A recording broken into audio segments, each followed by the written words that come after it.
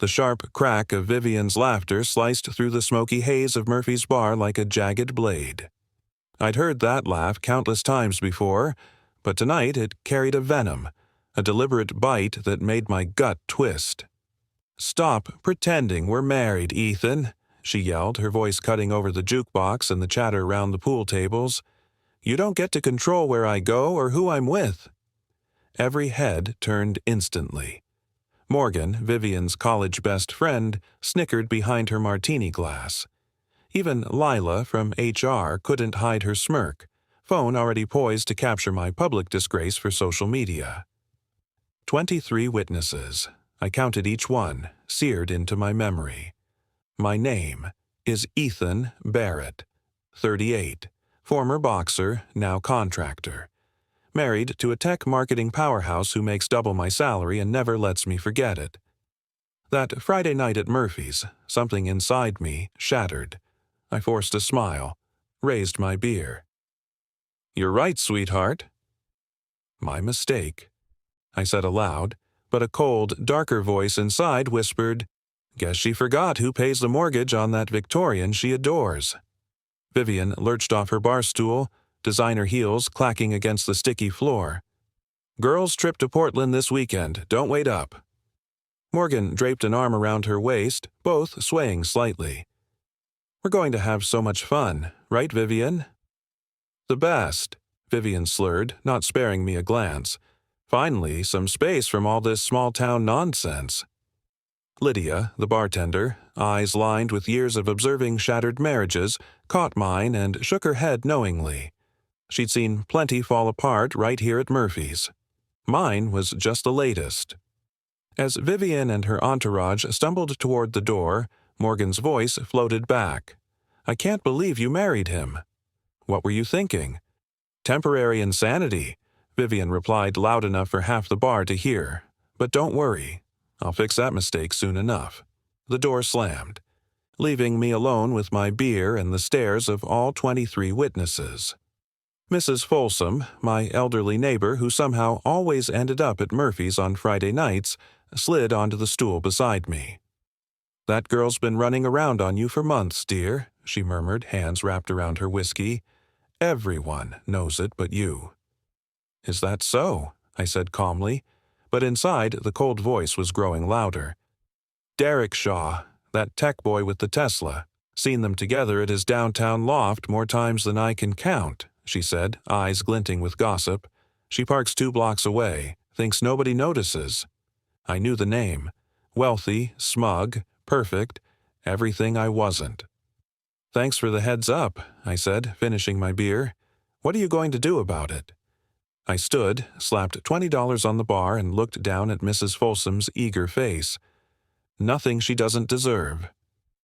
The drive home took 12 minutes. 12 minutes to plan the first phase of a revenge that would be delicious. Vivian wanted to pretend we weren't married. Fine. I'd give her exactly what she asked for. Our Victorian on Maple Street. 3 years of sweat, blood, and nails. Every plank, every coat of paint, every brick, mine. Vivian picked the colors, the furniture, but I built the home. My name was on the deed. My money paid for it. My hands made it beautiful. I parked, staring up at the darkened windows. Tomorrow, everything changes. Tonight, work begins. First call went to Jim Morrison, my lawyer. No relation to the singer, though I got that joke 50 times a day. Jim handled my contracts and, more importantly, was available 24/7. "Ethan, it's past midnight. What's wrong?" "I need to protect my assets tonight." "How fast can you freeze joint accounts?" "Jesus, what happened?" "My wife just announced she's not really my wife. I'm taking her at her word." "How much proof do you have of Vivian's betrayal?" "Working on it, but I need the accounts frozen before she gets a chance to clean them out." "I can file emergency paperwork first thing Monday. But Ethan, are you sure about this? Once we start—" "She started months ago. I'm just catching up. After hanging up with Jim, I made 3 more calls. The locksmith who installed our security system owed me a favor after I'd renovated his kitchen for free. He promised to come Sunday morning, no questions asked. A bank manager, old high school friend, agreed to expedite the paperwork to cut Vivian off from our joint accounts. The third call went to my foreman, Nate, a man with connections and a mouth bigger than the harbor. "You need dirt on Derek Shaw," Nate's gravelly voice growled through the line. "That pompous bastard. Give me 24 hours. "What kind of dirt?" "The kind that ruins reputations. Rich boys like Shaw always have skeletons." By 3 a.m., I had a plan. By Sunday night, my life would shift, and by the month's end, Vivian and Derek would learn the cost of humiliating Ethan Barrett in public. I poured 3 fingers of bourbon, sitting on the front porch, eyes scanning the empty street. Mrs. Folsom's house was dark, but I knew she'd be peeking through the curtains, waiting for the drama to unfold. She lived for this. I was about to give her the show of a lifetime. "You want to know where you can go, Vivian," I muttered to the night air. "Anywhere but here." Saturday arrived gray and drizzling, the kind of October morning Maine specializes in. I woke on the couch, bourbon hangover slicing through me, yet my purpose was crystal clear. Vivian's girls' weekend? Perfect bait. First stop, Mick's boxing gym on Harbor Street. Miko Sullivan trained me back when I thought I'd go pro before realizing I was better at building than breaking faces. Now, his gym was the city's gritty proving ground. Ex-cons and college kids learning respect through pain. "You look like hell," Miko said, muscles bulging beneath scars and age. At 65, he was still a living wall of menace. "Marriage troubles," I said, tightening my gloves. "You could say that." I started hitting the heavy bag, each punch carrying my rage. "Last night, Vivian announced to the entire bar that we're not married." "Ouch," Miko muttered, holding the bag steady. "What's the plan?" "Strike back. Smart." "Smart how?" I paused, letting my fists rest. "Remember what you told me about bigger opponents? Use their weight. Let them overextend, then counter." "Exactly." Vivian thinks she's clever. Derek thinks money makes him untouchable. Both about to learn they're wrong. Miko grinned, teeth jagged from decades of boxing. "Need help?" "Just keep listening." It's about to get interesting. After the gym, I drove to downtown Murphy's Bar. Saturday afternoons were slow, only a few hungover regulars nursing beers and college football. Lydia polished glasses behind the counter, pretending not to eavesdrop. "Rough night?" she asked as I sat. "Getting better. What do you know about Derek Shaw?" Her eyes lit up. Bartenders remember everything. Rich boy, wandering hands, big mouth, tips well, treats staff like servants. Why? "He's been seeing my wife." "I'm curious." "Ah." Lydia leaned closer. "He's here Tuesdays, always with different women. Brags about deals, name-drop celebrities. Classic insecure rich guy." "What kind of deals?" "Real estate, downtown buildings, luxury condos, but he's talking about a huge waterfront acquisition." I filed it away. "Who else is with him?"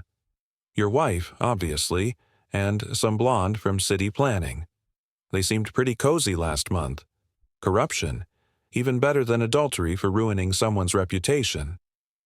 "Thanks, Lydia. Keep this between us." "What conversation?" She winked and moved down the bar, serving another customer like nothing had happened. Sunday morning, Tommy, the locksmith, arrived at 8 sharp. Small, twitchy, still grateful for the kitchen renovation I'd done for free after his wife left him. "You sure about this, Ethan?" "Changing locks while she's away. Serious business." "She made it clear we're not married, Tommy." "I'm just taking her at her word." 2 hours later, every lock in the house had been changed. Front, back, basement, garage, even the shed. Deadbolts, keys, security codes, everything new. While Tommy worked, I packed Vivian's belongings into boxes. Clothes, shoes, makeup, jewelry, everything personal. Not revenge, just methodical. By noon, Mrs. Folsom appeared at her kitchen window, eyes wide, glued to the scene. I waved. She waved back. The old gossip would have a field day. At 2 o'clock, Nate arrived, lugging a thick manila folder. "Life story of Derek Shaw," he announced, seating his massive frame in my kitchen chair. 6'4", built like a linebacker, hands like dinner plates, and a mind sharp enough to plan a small war. "This boy's busy." "What did you dig up?" 3 building code violations he covered up with bribes. 2 sexual harassment complaints that vanished. And the best part, he's been using shell companies to launder property money. Dirty how? Out-of-state investors. FBI couldn't touch him, but enough to destroy his reputation if word got out. I flipped through the documents, bank records, property transfers, photographs with known criminals. "Where'd you get all this?" "Friends in low places, boss." Derek Shaw makes a lot of enemies. Rich boys who cheat contractors and taxes don't inspire loyalty. And the harassment complaints? One was a waitress at Murphy's, Lydia's cousin. The other, a city planning clerk. Both bought off to stay silent. Everything was falling into place. Derek wasn't just an adulterer, he was a criminal. Criminals are vulnerable. "There's more," Nate continued. "Shaw's telling people he'll marry a tech exec and move to California. Apparently, he's put a down payment on a Silicon Valley house." My blood ran cold. "When?" "End of November, as soon as his current deals close." This wasn't just an affair, it was an exit strategy. Vivian and Derek planned to run away together, probably taking as much of my money as they could. The Murphys' humiliation was just the opening move. "Thanks, Nate. Send copies to my lawyer." "Plan, boss?" I looked out at Mrs. Folsom's house. She was still watching, hidden behind her curtains. "We're going to give this town something to talk about." Sunday evening, I sat on the porch with a beer. Vivian's car pulled into the driveway at 7:30 sharp. Tanned, relaxed, probably after a weekend in Derek's bed instead of Portland. She tried the front door key. Nothing. She tried again, jiggling it. Still nothing. "Ethan," she shouted, pounding the door. "What's wrong with this lock?" I didn't answer, just sipped my beer, watching her panic. "I know you're in there. Open this door now." Mrs. Folsom stepped onto her porch, bathrobe and slippers. "He changed the locks, dear," she called, sweet as poison. "Around noon today. Had a locksmith and everything." Vivian spun, face red with fury. "What are you talking about?" "Well," Mrs. Folsom continued, venom laced in every word, "you said you weren't married Friday night at the bar. Maybe you should call your boyfriend." "I'm sure he's got room for you." Vivian's mouth opened and closed like a fish. Her eyes darted from the car to the house, then to Mrs. Folsom's grinning face. Finally, she looked up at me on the porch. "You can't do this," she said. I stood, leaned on the railing, and looked down at her. "You're right. I can't tell you where to go or who to be with, but I don't have to give you a place to come back to." "This is insane. I was drunk Friday. You know I didn't mean it." "Funny thing about truth, Vivian. It has a way of coming out when people's guards are down." She softened her tone. "Ethan, please. Let's talk inside. We can fix this." "We can talk, sure, but not inside. That's my house now. You made it clear we're not married. You don't live here anymore. Where am I supposed to go?" I smiled for the first time in days. "Anywhere but here. Isn't that what you wanted?"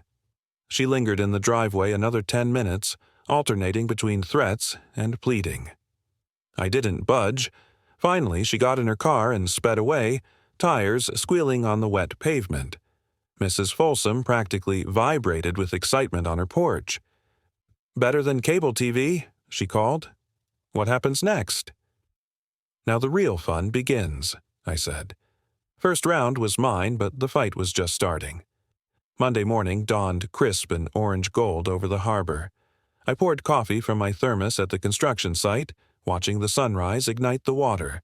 My crew wouldn't arrive for another hour. Time to think, to plan.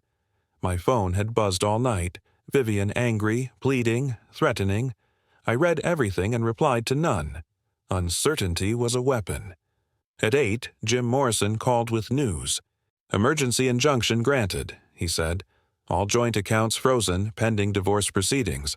She can't touch a penny." "How long will that take?" "Weeks, maybe months. Depends how nasty it gets. But Ethan, she's already hired Rebecca Walsh." I whistled low. Walsh, the state's most expensive, feared divorce attorney, known for destroying husbands and taking half their assets.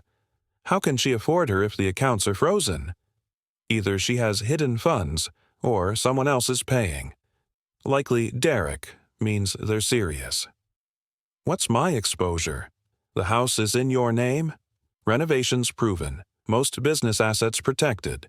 But if you're seen as maliciously locking her out, a judge may not look kindly. She told a bar full of witnesses we weren't married. 23 people heard her. Good. Document everything and be careful. Walsh doesn't just win, she destroys. After hanging up, I called Nate, spread the word. Anyone at Murphy's Friday night had to write down exactly what Vivian said. Word for word, date, and time. This was going to be a war of evidence. The morning blurred by, concrete pours, electrical inspections. Around noon, Lila from Vivian's company appeared.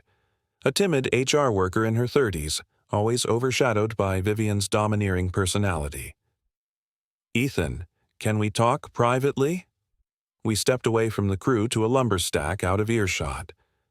"I probably shouldn't be here," she said nervously. "But you should know. Vivian is telling everyone you're abusive." Locked her out, threatened her. "Is that what she's saying?" "This morning, yes. She claims you've been controlling, violent, and she finally stood up. People are feeling sorry for her." I nodded, unsurprised.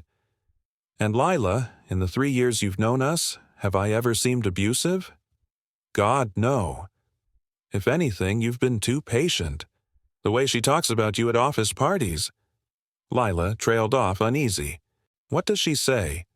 "That you're beneath her, that she married down and regrets it, that she's planning to upgrade to someone more suitable." Upgrade, like I was a used car she wanted to trade in. "Has she mentioned Derek Shaw?" Lila's eyes went wide. "How did you—" "Yes. She's been bragging about him for months. Says he's everything you're not. Rich, sophisticated, connected. She even showed us pictures of his loft, on her phone. The two of them together. Not subtle at all. Better than I'd hoped." "Lila, would you testify in court about what you've heard if needed?" I could lose my job." "You could also help prevent an innocent man from being destroyed by lies." She hesitated, conscience warring with fear. She's been unbearable at work lately. Arrogant, demanding, treating everyone like servants. And the things she said about you.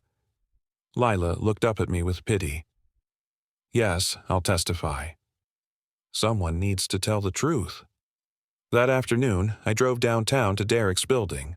Shaw Development occupied the top floor of a converted warehouse. Glass, steel, expensive furniture.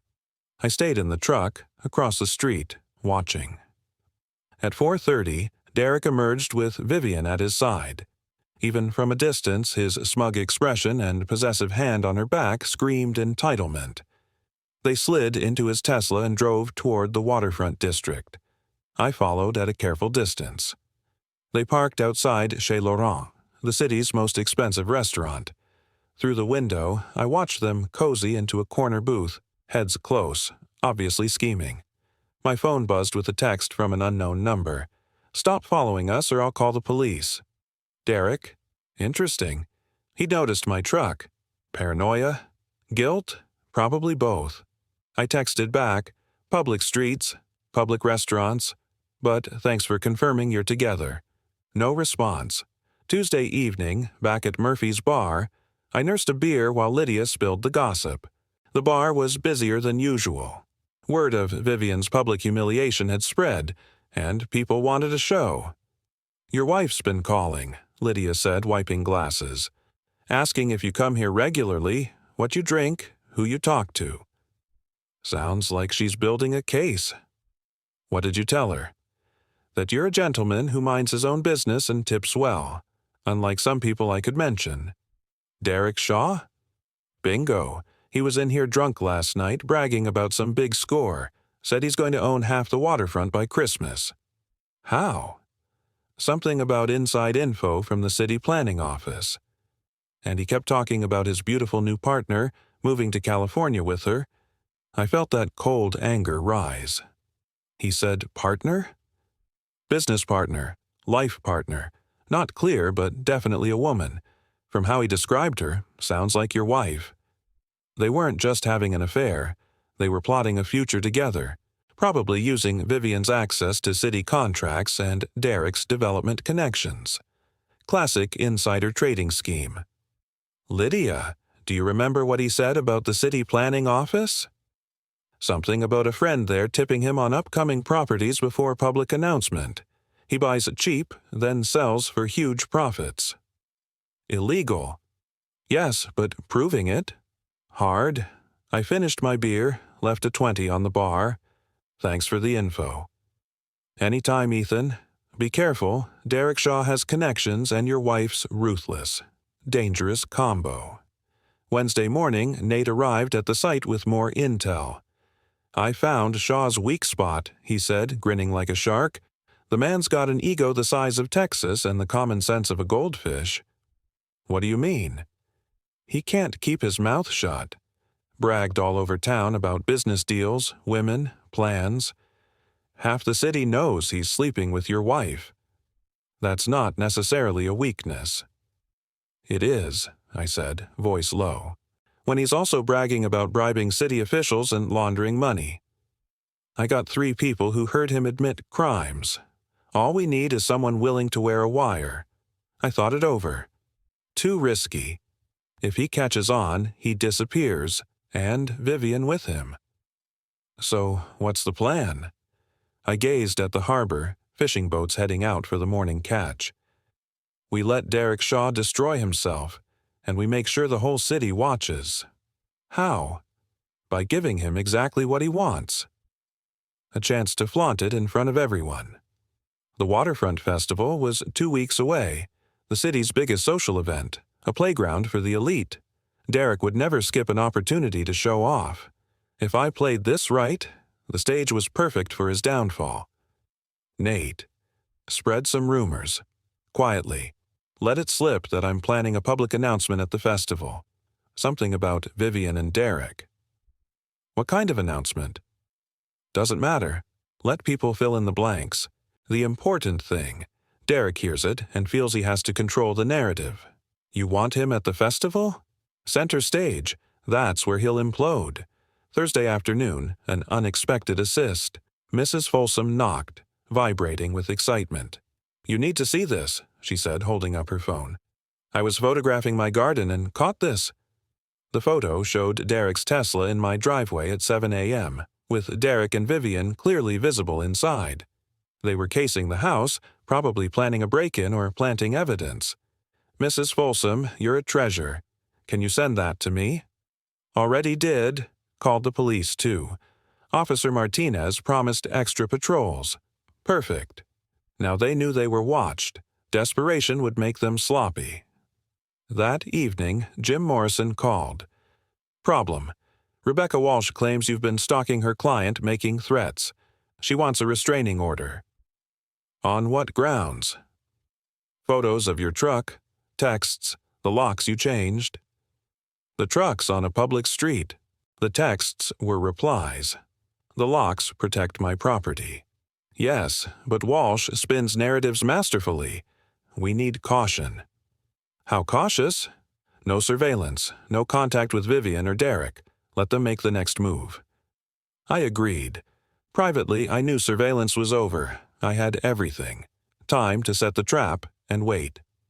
Friday night, exactly 1 week after Vivian's public humiliation, I returned to Murphy's bar. Same crowd, same bar, but everything had shifted. People's eyes on me carried respect instead of pity, curiosity instead of dismissal. Lydia poured my usual beer without a word. How are you holding up? Better every day. Word from mutual friends? Derek was here Tuesday. Nervous, kept checking his phone over his shoulder, not bragging like usual. Vivian. Haven't seen her. Morgan was in yesterday, asking questions. Wanted to know if you'd been talking to anyone, planning anything. Morgan, Vivian's loyal sidekick, always stirring drama. What'd you tell her? Same as everyone else. You're a stand-up guy who deserves better. I raised my beer. Here's to getting what we deserve. Amen to that. Sitting there, low hum of conversation around me, glasses clinking, a calm I hadn't felt in months washed over me. The trap was set. The players in position. 1 week at the Waterfront Festival, everyone would see what happens when you underestimate Ethan Barrett. The joke, finally, would be on them. The morning of the Waterfront Festival broke clear and bright, the October air crisp enough to make the harbor glitter like shattered diamonds. I stood on my front porch, coffee in hand, watching crews string lights and set up vendor booths. Tonight, half the city would gather for food, music, and the endless small-town networking. Tonight, Derek Shaw and Vivian would discover the true meaning of public humiliation. My phone buzzed. Nate. Everything's ready, boss. You sure about this? I typed back, never been more sure of anything. The plan was devilishly simple. Derek's ego would pull him in like a moth to a flame. He'd want to control the narrative, to play the victim. Vivian would be at his side, playing the wronged woman, blissfully unaware of what I had in store. At noon, I headed to Mick's gym for a final workout. Physical exertion sharpened my mind. Mick was waiting, holding the heavy bag with a knowing grin. "Big night," he said. "Could be. You nervous? I threw a solid right cross." "Excited." "Good. Nervous fighters make mistakes. Excited fighters win." An hour of jabs, hooks, and footwork reminded me of patience, strategy, the perfect timing for a strike. Tonight, that timing was mine. By 4 o'clock, I was home. Showered, changed, dark jeans, crisp white shirt, navy blazer. Simple, effective, just Ethan Barrett. Mrs. Folsom waved from her porch, dressed in her Sunday best, clutching a small purse. "You clean up nice, dear. Going to the festival?" "Wouldn't miss it. You?" "Front row, of course," she said, eyes sparkling. "Better than any soap opera." By 6:30, the festival was alive with laughter, music, and the hum of anticipation. Families and friends wandered among food trucks and craft booths. The stage, center of the park, pulsed with light. And there they were, Derek and Vivian, perfectly matched in wealth and allure, exuding power like royalty. Morgan, Lydia, and a few familiar faces from Murphy's Bar orbited them. The cast was complete for the final act. I grabbed a beer, slipping into the crowd near the stage, eyes sharp. Nate appeared beside me, uneasy in a shirt and tie. "They're here," he whispered. "I see them. Everything ready?" Lydia has the sound. Mrs. Folsom is recording. 3 guys planted around to keep interference minimal. And the evidence. Copies in all the right hands, lawyer prepped, backup secure. I let a calm, pre-fight focus wash over me. Then let's give this town a show they'll never forget. At 7:30, the current band finished. Pete, the nervous Chamber of Commerce organizer, grabbed the microphone to introduce the next act. My cue. I strode forward, purposeful, cutting through the crowd. Conversation stilled, heads turned, electric anticipation crackled in the air. "Excuse me," I said to Pete, voice steady. "I need to make a brief announcement before the next band." "Oh, I don't know, Ethan. Schedule's tight." "Just a minute. Community announcement. Important." He hesitated, then handed me the microphone, sealing the moment. The spotlight was mine. The crowd fell deadly silent, the tension thick enough to cut with a knife. I spotted Derek and Vivian pushing through, desperate to reach the stage. Hundreds of eyes were on me now, all waiting to hear Ethan Barrett speak. "Good evening, everyone. I began, my voice firm, carrying over the speakers. "Thank you for coming to celebrate our community tonight. This festival represents everything that makes our city strong. Neighbors supporting neighbors, local businesses thriving, and the connections that keep us together." Murmurs of agreement rippled through the crowd. So far, so controlled. But tonight, I need to address some rumors that have been spreading. Rumors about my marriage that demand the truth. I saw Derek's face now. Red, furious, muscles tensed as he tried to surge forward. Vivian looked pale, frozen, clutching her purse. "Last Friday at Murphy's bar," I said, "my wife Vivian announced to everyone present, 'Stop acting like we're married, Ethan. You don't get a say in where I go or who I'm with.'" Whispers surged through the crowd, phones were raised. Everyone wanted this moment. I was shocked. I thought we were married, ceremony, signed papers, the whole thing. But Vivian insisted otherwise. I took her at her word. Derek shouted, voice lost in the crowd. Nate and 2 others moved in, blocking his path to the stage. "And here's where the story gets interesting," I continued, voice rising. "Vivian's freedom has been exercised for months, with Derek Shaw, a local real estate developer specializing in luxury properties." Gasps and murmurs. Better than reality TV. They've been planning a future together, moving to California with Derek already putting down money on a house. But here's the shocking part. They've been financing this romance through illegal means. I lifted a thick folder of documents. Inside information from city planning, stolen opportunities, bribery, out-of-state money laundering, every detail Derek Shaw bragged about at Murphy's bar, documented, bank records, property transfers, witness statements, all here. Derek was purple with rage. "Slander. You'll regret this. I'll sue you." I smiled, holding up Mrs. Folsom's phone with the photo of Derek's Tesla in my driveway. "Explain Thursday morning, Derek. Were you planning to plant evidence, steal documents, or just intimidate me?" The crowd leaned in, hungry for every word. Vivian trembled, finally finding her voice. "This is insane, Ethan. You're making it up because you're jealous."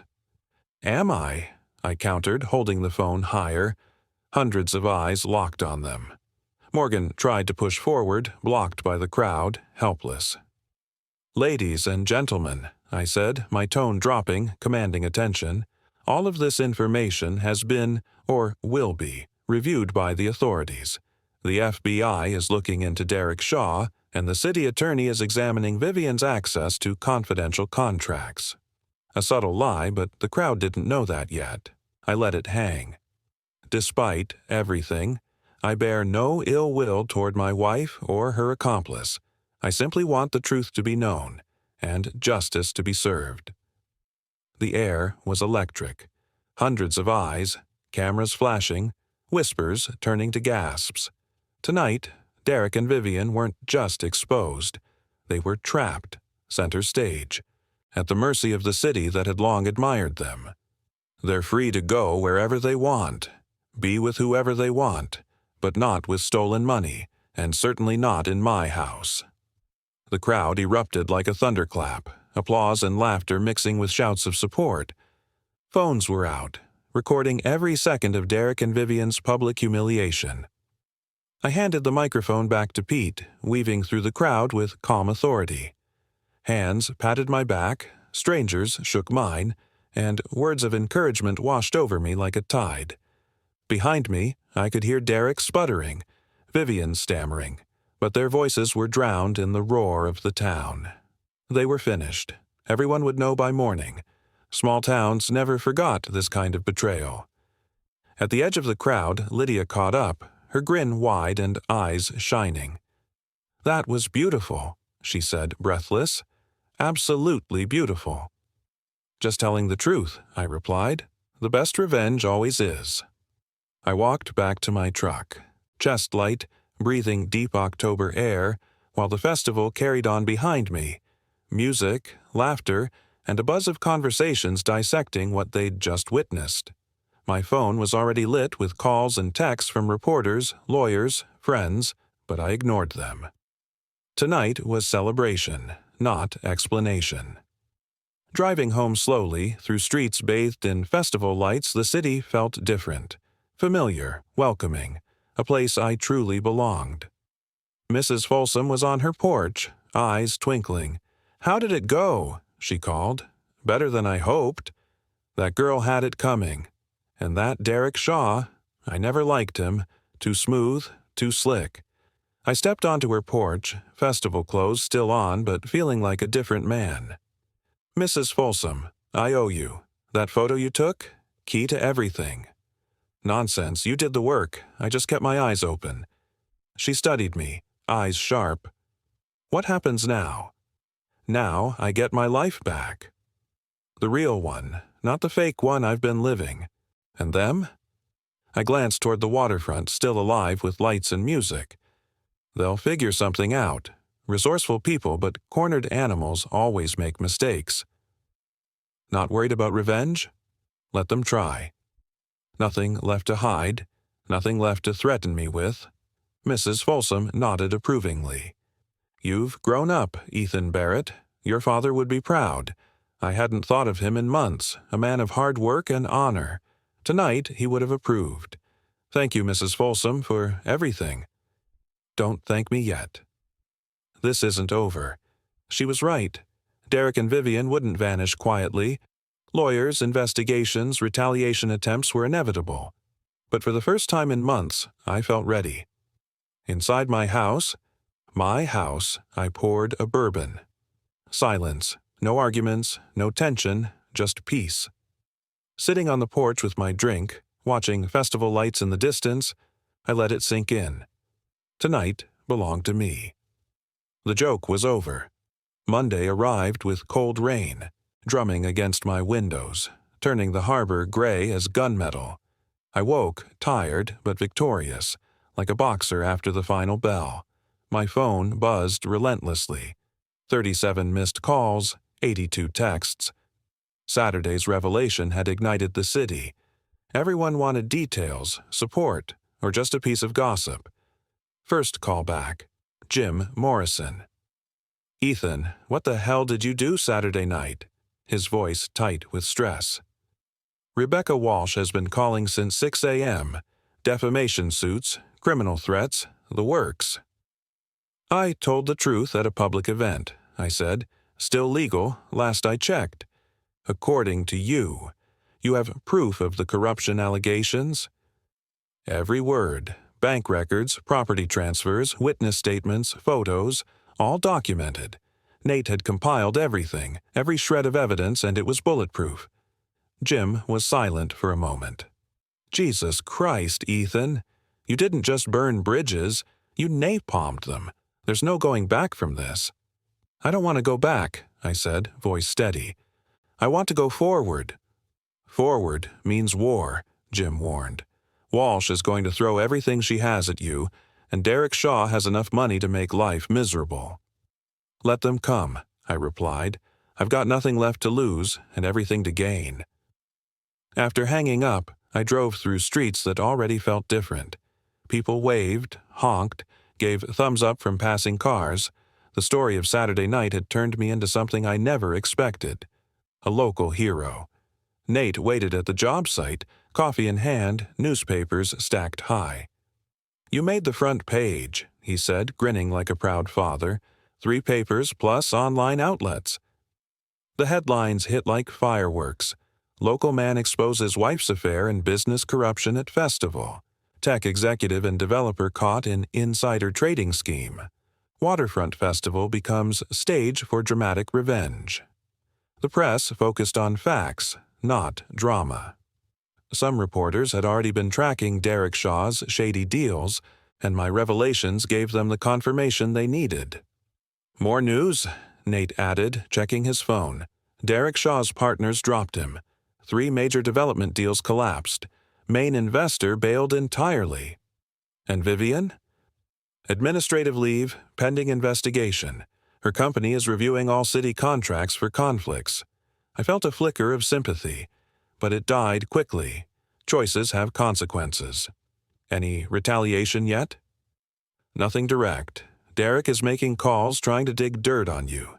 So far, nothing. Simple, honest living had its advantages. No skeletons, no illegal dealings. Just a man who finally decided to fight. The morning blurred into a rhythm of concrete pours and inspections. Around noon, an unexpected visitor. Officer Martinez. "Ethan, we need to talk," he said, serious but not hostile. "About?" "Derek Shaw filed a complaint, claims you've been stalking him, threatening him, harassing his business contacts."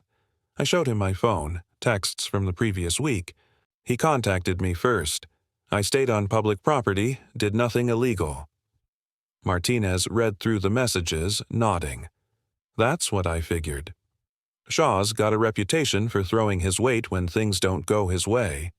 Advice? Keep doing what you're doing. Document everything, stay within the law. Let the system work. The FBI is already asking questions about Shaw's finances, thanks to your festival speech. The FBI? Financial Crimes Unit. Your allegations lined up with investigations already underway. Shaw is in for a rough few months. When Martinez left, a sense of vindication settled over me. The system was finally catching up. Justice was moving. Then, Tuesday hit with a twist.